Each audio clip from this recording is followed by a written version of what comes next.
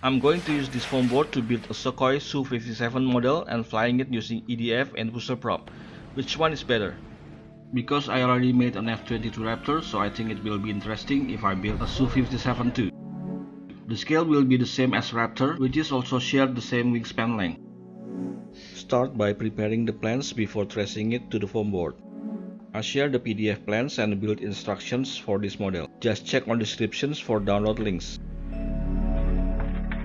The model base consists of two mirror parts joined together. This model is built by my friend Ale. Then he continued gluing the formers on the base. You can use 1 cm wooden dowel, bamboo, aluminum or carbon tube for this part. Some edges need to be sanded diagonally to be fit on seams. On the real jet, this front part of the wing can be moved down. I don't know the function of it. Is it like a droop flap or like canard? Please share your knowledge on the comment box below. Check the upper left corner of the screen for parts number.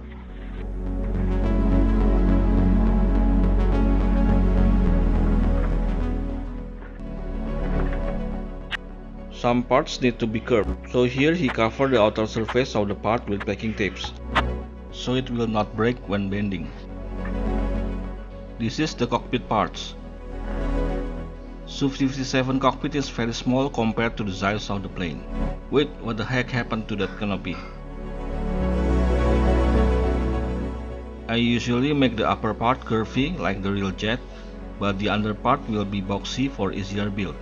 So that is a trait of scale model and simplicity.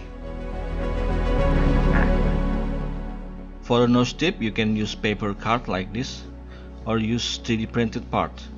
I'll include the STL files with the plans. And then he assembled the air intake and engine parts of the jet.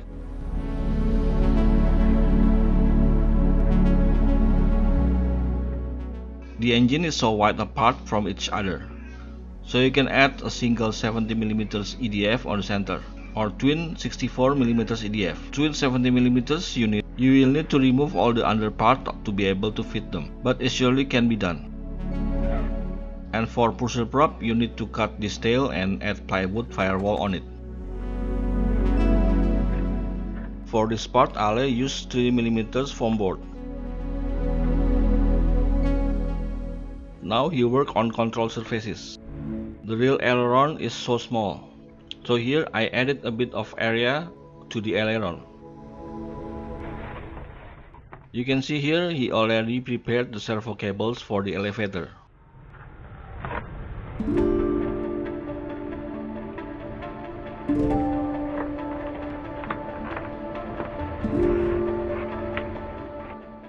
He used white packing tapes for covering the model.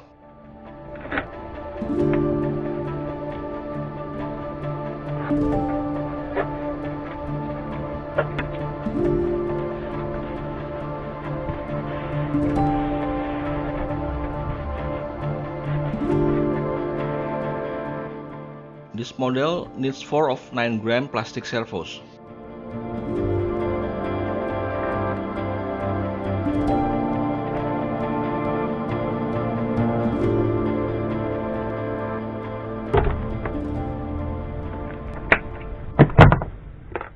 Okay, I already received the airframe from Ale's factory. It's time to paint it.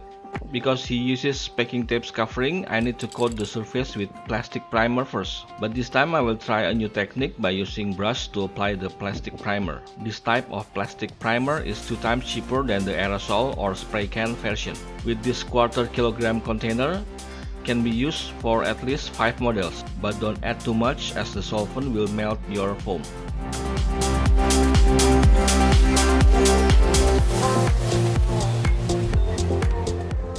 I draw the camo manually using a pen. And then start applying masking tapes to the drawn lines.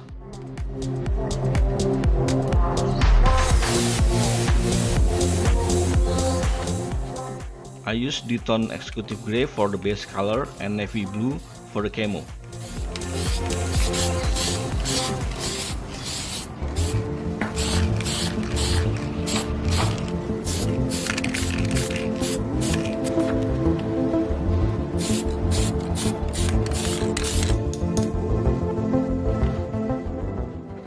Here I prepare to install the canopy. These parts are cardboard.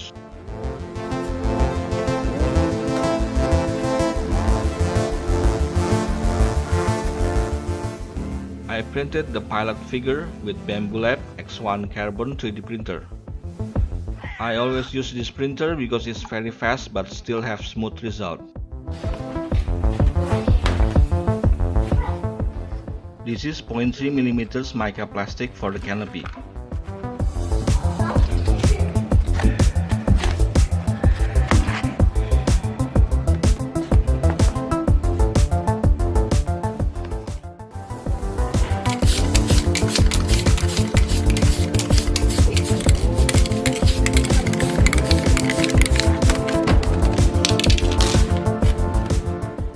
The decal files will also shared along with the plans.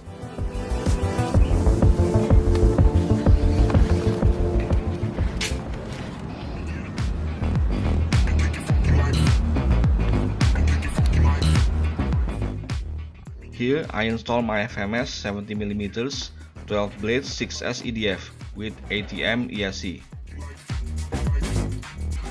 I also plan to take off run with wheels, so I make custom wheels using 10mm EVA foam and 3D printed center wheel. Here I use Creality Ender 3 converted into laser cutter.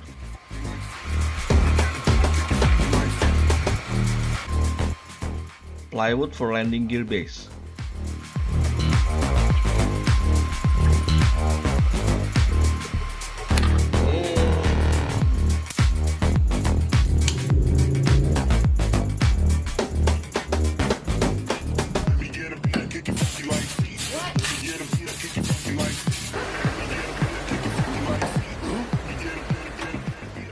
Printing the nose tips and parts for landing gear.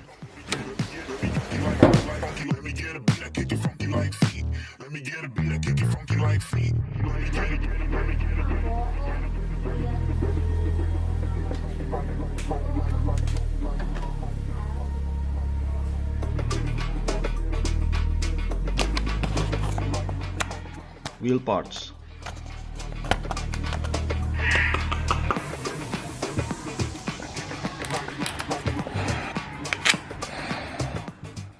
Front landing gear. I'm using 3 wood screws to install the landing gear. I made a maintenance hatch here to manage the servo cables. Inside here is a receiver cable to the front to the cockpit. I made a simple lock for the canopy. I also cut the canopy hatch by following the camo line. I use Velcro to secure the battery. It is 6 AM, time to load the jet and drive to Henry's home.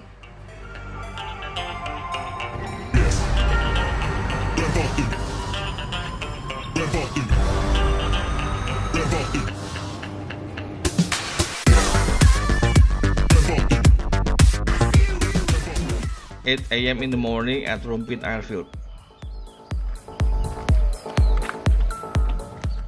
I use the CG location on 5.5 cm from the wing brake. It's about 20 cm of MAC or mean aerodynamic chord. I also use elevon setup on the tail and normal aileron on the wing. Yep. Control surfaces movement check before flight and also gyro check. I only use gyro on the aileron. Okay, here we go, the maiden flight.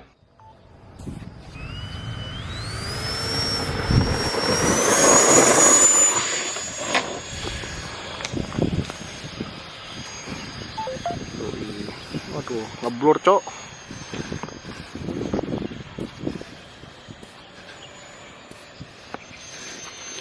Ke bawah mulu. Nggak bisa ditrim. Waduh. Cakep ya suaranya ya.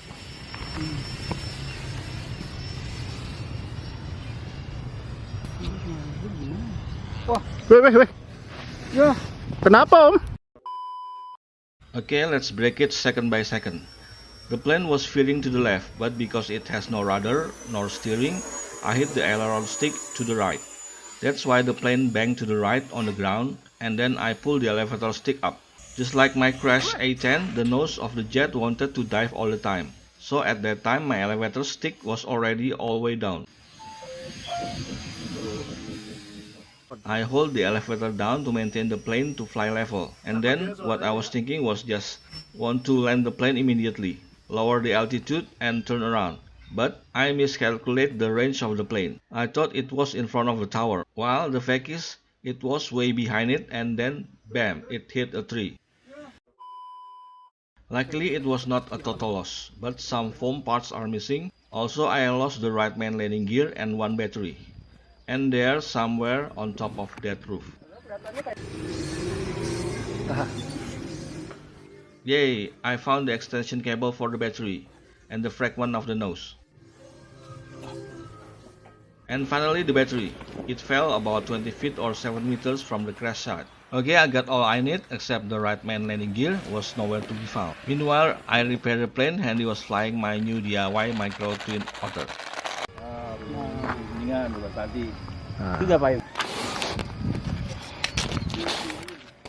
And then we're ready to try it again. This time without landing gear and move the CG to 8 cm from the wing brake. I thought it was because not enough throttle. Okay, try again.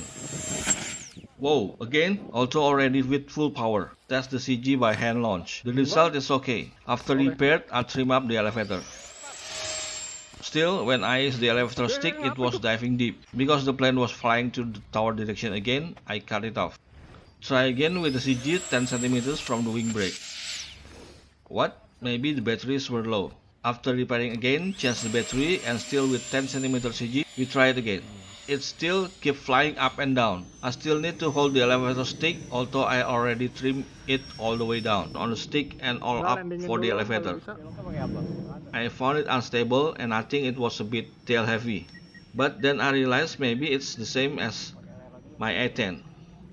The EDF keep pushing the nose downward because of the thrust angle. I never checked the EDF thrust angle. Okay, I think I got it. This plane is tail heavy, but the EDF keep pushing the nose down. So it is still flyable because when I use the throttle, the nose pitch up because of the elevator trim and stall. I ran out of battery.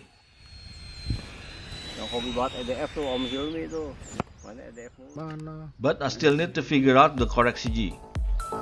My plan was to repair the damage so it will be flyable again, swap the EDF with pusher prop and change the CG to 8 cm from the wing brake. That CG is about 25% soft max. I use the same specs as my pusher F22 with the XW3536 1200 kV, 10-inch prop, 50M ESC and 4S 2200mAh LiPo. I remembered I didn't have spare 10-inch prop, so I printed out using PETG filament with 75% infill.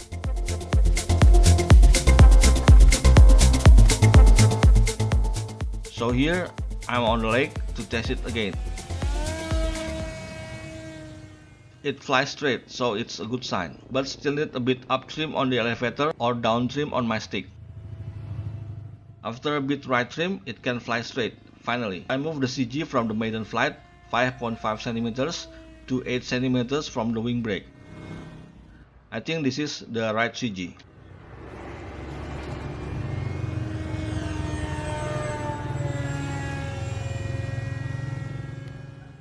The roll movement is a bit too sensitive, maybe I should use 80% rate.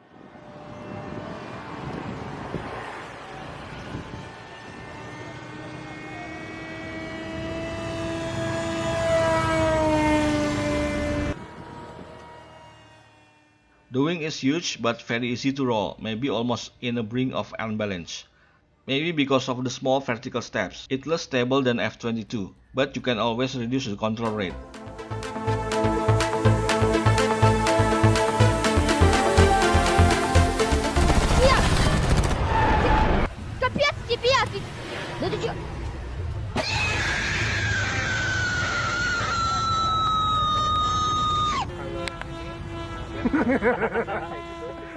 Damn that raptor.